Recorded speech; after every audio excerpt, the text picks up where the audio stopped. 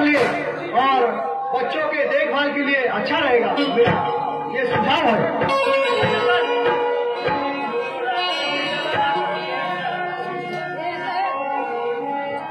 सुनो राजा जी, सलाह न करो दिल में बिचारा जी बिचारा, नादन बालक तुम्हारे जल्दी करो स्वयं।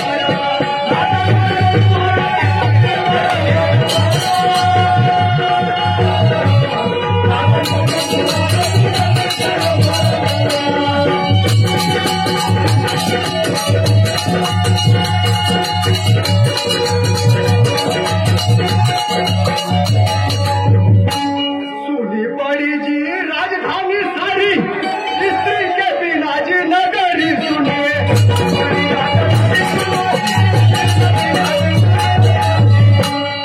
नहीं रगाना जी राजा जी देरी, न करो दिल में फिकारा जी फिकारा, राजा जी साला करो जल्दी स्वयं।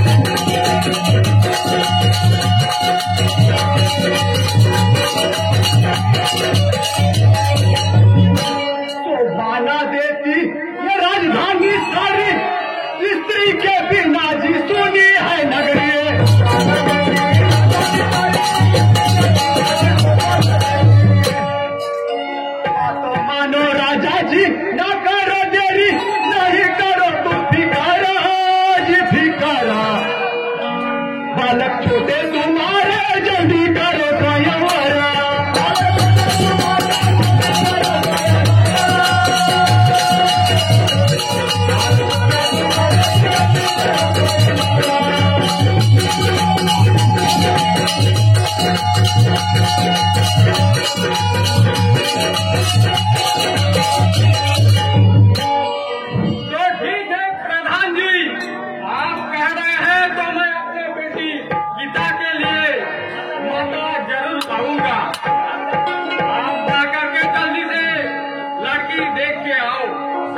राजा साहब प्रेमगढ़ जाता हूँ, वहाँ उनकी लड़की एक मेरे ख्याल में है, नादवी नाम है उसका।